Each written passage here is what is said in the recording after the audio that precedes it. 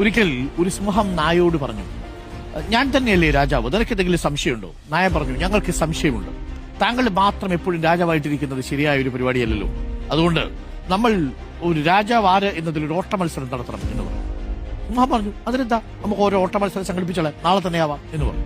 അങ്ങനെ സിംഹവും നായയും കൂടി ഓടാൻ തീരുമാനിച്ചു. നായ നാട്ടിലുള്ള മുഴുവൻ നായ്ക്കളോടും ഈ ഓട്ട മത്സരത്തെ കുറിച്ച് പറഞ്ഞു. നാളെതാ സിംഹത്തെ ഞാൻ പരാജയപ്പെടുത്താൻ പോകണം, നിങ്ങളൊക്കെ വരണം, കാണാൻ വേണം എന്ന് പറഞ്ഞു. അത് കഴിഞ്ഞ് ഓട്ട മത്സരം തുടങ്ങി.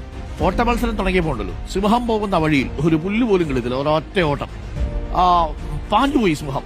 പക്ഷെ സിംഹത്തേക്കാൾ വേഗതയുണ്ടായിരുന്ന നായയ്ക്ക് സിംഹത്തിനടുത്തെത്താൻ പറ്റിയില്ല. കാരണം എന്താണെന്നറിയാമോ?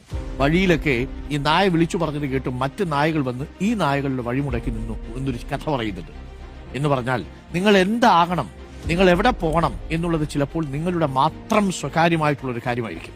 അത് മറ്റൊരാളെ അറിയിച്ചാൽ നിങ്ങൾക്ക് ചിലപ്പോൾ ദോഷം സംഭവിക്കാനുള്ള സാധ്യതയുണ്ട്. എല്ലാം വിളിച്ചു പറഞ്ഞ് നടക്കണമെന്നില്ല. അവിടെ എത്തിയതിനു ശേഷം നാട്ടുകാരെ അറിയിച്ചാലും മതി.